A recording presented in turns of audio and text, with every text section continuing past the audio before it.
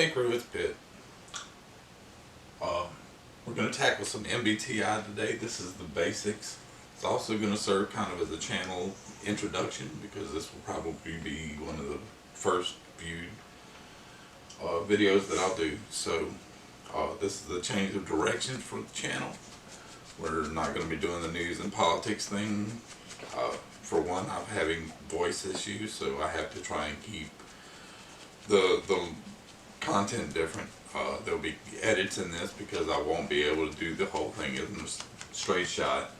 But we're going to try and cover this information more for my edification so that I can learn what I'm learning a little bit better, but to also share the resource of my understanding of how these things work.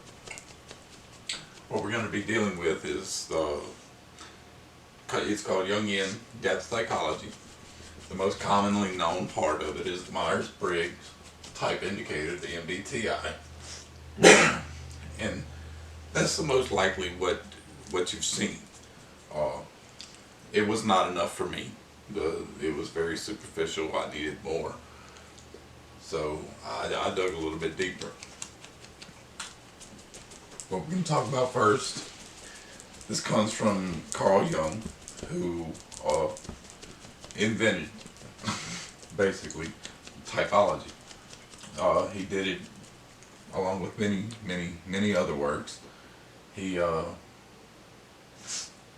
a very brilliant man, and most of his works have not been touched, but Myers and Briggs took a section of what he worked on, the archetypes and personality development, and developed the Myers-Briggs type indicator, which is what most people know. He developed the concept of the archetype, which is a perfect representation of the image. If I say the word father, you can picture a father. You can see it in your mind, you can think about it, and you understand what a father is. But what the father that you see is not the same father that I see, and it's not the same father that she sees. That image of what a father is and what a father should be is an archetype of the father. Hunter-gatherer, protector, those type of things. The same thing with mother or with child. If I say the word, then you can picture something. It may not necessarily be what I picture, but it shares common traits, and those common traits develop the archetype. Well, the archetypes together create what's known as the collective unconscious. These are things that you know.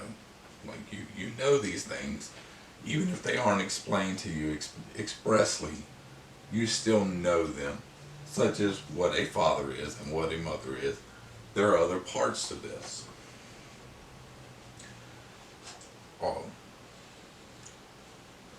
Development of the archetypes brings you naturally into the different types of the mind, different ways that people think, and how these developed are through these.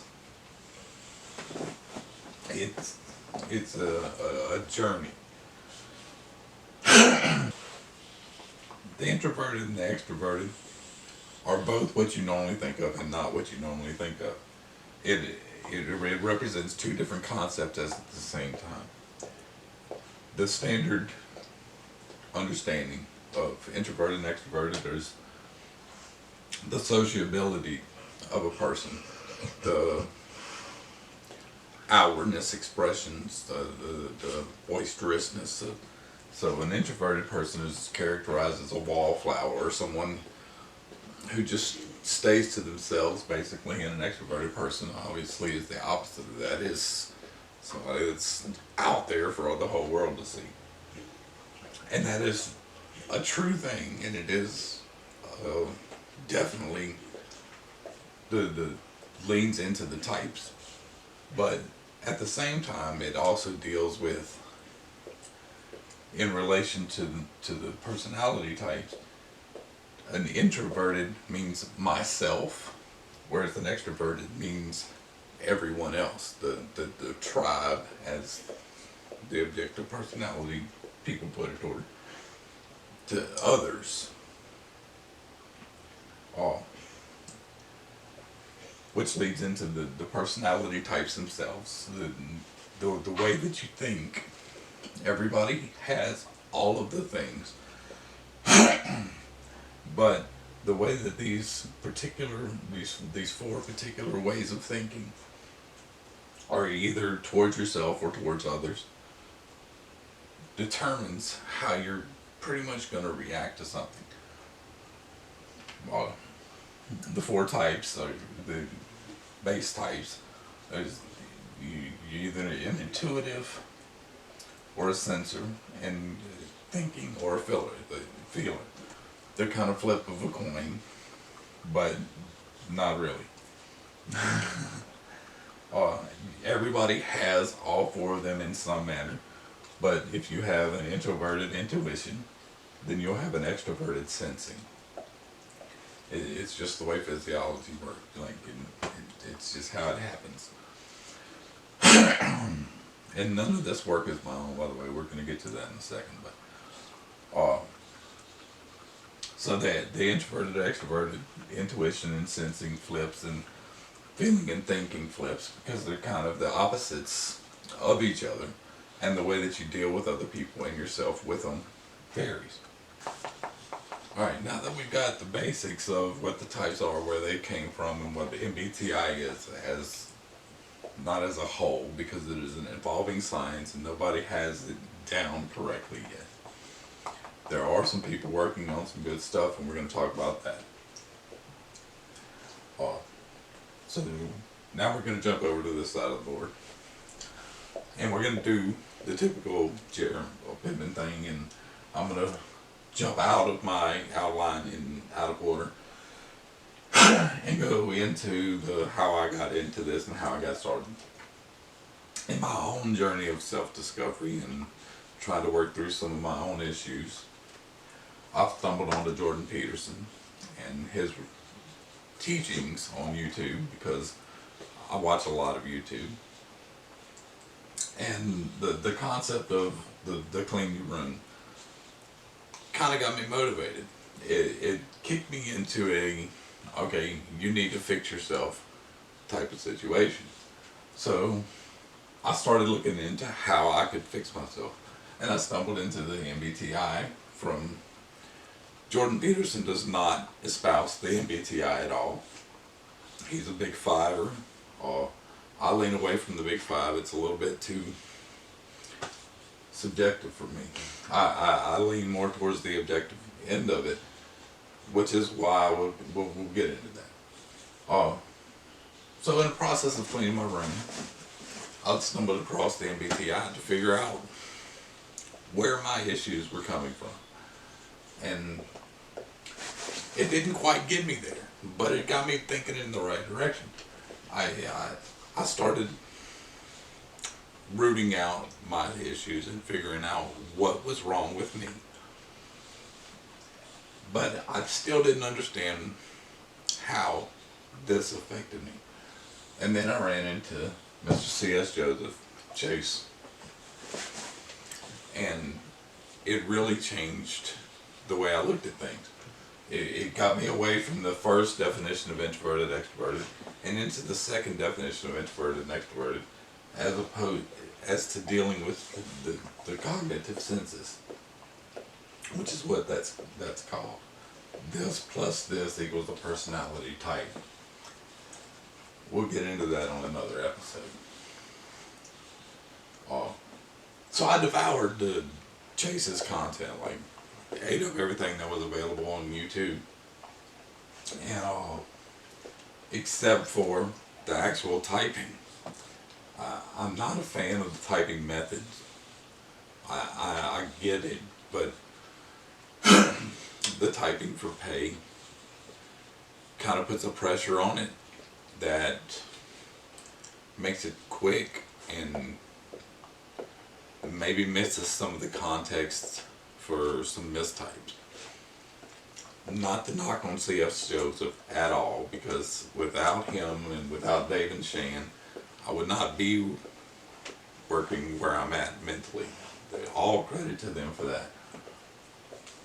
Oh, but his four sides of the mind really got me into it on a deeper level too. The ego, the subconscious, the unconscious, the superego, and how the angels and demons and heroes and children and all of the things that we're going to learn about, just not today. How they work together and how they wait. It's how your mind actually works. It's how you process information. It's how do you react to situations.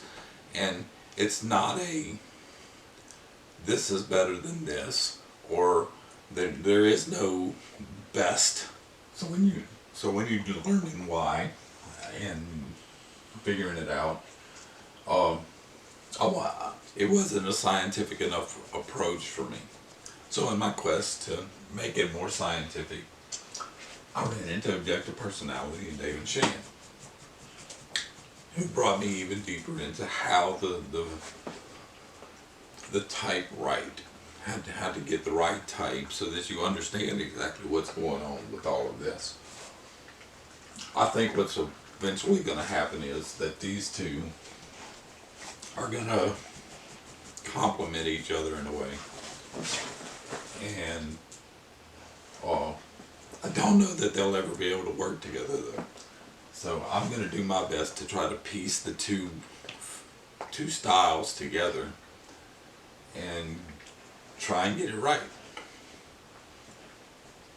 And again, I give all credit for the development of this to them. They did a wonderful job. I will link to them and there will be all that stuff, because they really, really helped get me where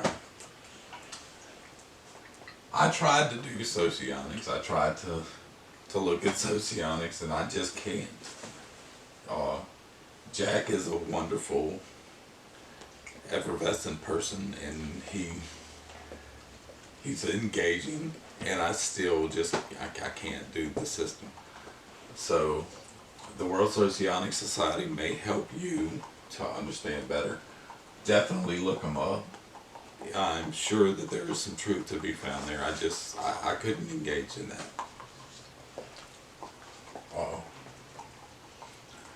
The last thing we really need to talk about now is the four quadrants: alpha, beta, gamma, delta. Like, I'm not a Greek alphabet person. I had to look up and make sure that it was labeled right. Chase has a system for the four quadrants.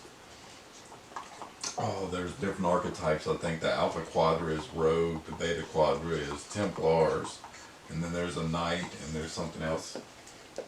This is part of why I'm doing this, is so that I can learn these things. But the force, each one of these quadras, and I'm explaining this now because this needs to be found in the introduction, but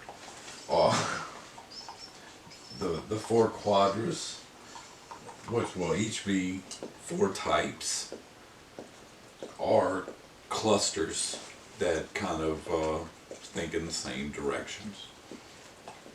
We'll get more into detail for that, but I wanted, if somebody's just looking for what quadrants is, it's four different ways of like looking at the world, basically. There are more than that, but it's a good place to start.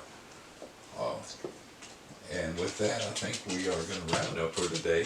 My dogs need to go out, and I can't believe my voice made it through most of that. So there was a couple jump cuts, but this was actually shot in one session. That is good stuff. Alright, well, we'll catch you on the next one.